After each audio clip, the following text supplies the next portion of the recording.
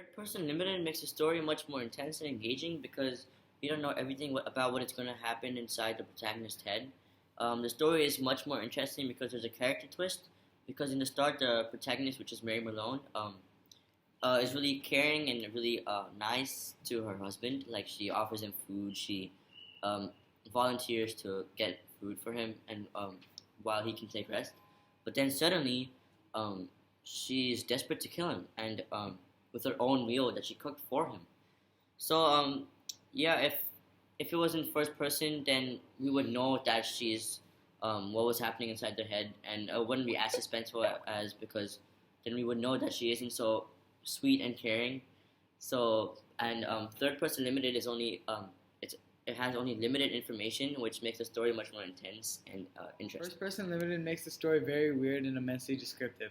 I think that whenever writing in first person, it helps you get deep into the protagonist's perspective, therefore giving you a good imagination of what's happening and the truth behind all the suspense and mysterious events occurring in the moment.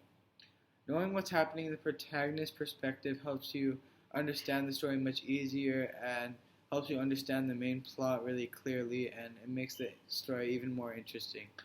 And if Edgar Allan Poe didn't write in first person, we would never know that he checked up on the old man each night to see how he was. So my first assertion was about the character twist, but my second assertion is going to be about the plot twist. I disagree because if you know what the protagonist is going to do, then it ruins the entire suspense and novel of the story. There were many plot twists in Lamb to the Slaughter because coming to the end, when Mary Malone made the detectives eat the murder weapon, that was kind of a plot twist because we didn't know what she was going to do. Well, we didn't know she was going to kill her own husband, but we didn't know what she was going to do with the murder weapon since it was in her own house and she had to get rid of all the proof that she was the murderer. So it was kind of a plot twist that she forced the detectives to eat the murder weapon. And quoting from the book, one detective said, "The murder weapon that the murderer used is probably right under our very noses." And that statement is actually really it's true because the detectives were eating it, but they had no idea that they were eating the murder weapon. Um, and also that when Patrick doesn't really say that he wants to end the relationship with her and her baby, but by not telling what he exactly said, it gives far more power to the reader in the interpretation of her later actions. And by not knowing exactly what he said, it lets the reader decide if Mary's actions in the rest of the story are justified or not. Thank you.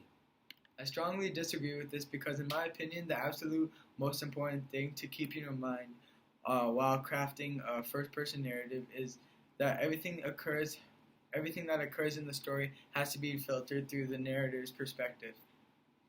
Everything the reader sees is filled with the narrator's personality and thoughts. Things don't just happen in the first-person narrative; they happen through the narrator's perspective. The really compelling first-person narrators are the ones where a unique character is giving you their take on something that is happening. And yet it is clear to the reader that it's not the whole story. You're getting a biased look at the world, which is central to the appeal of the first-person narrative. Thank you.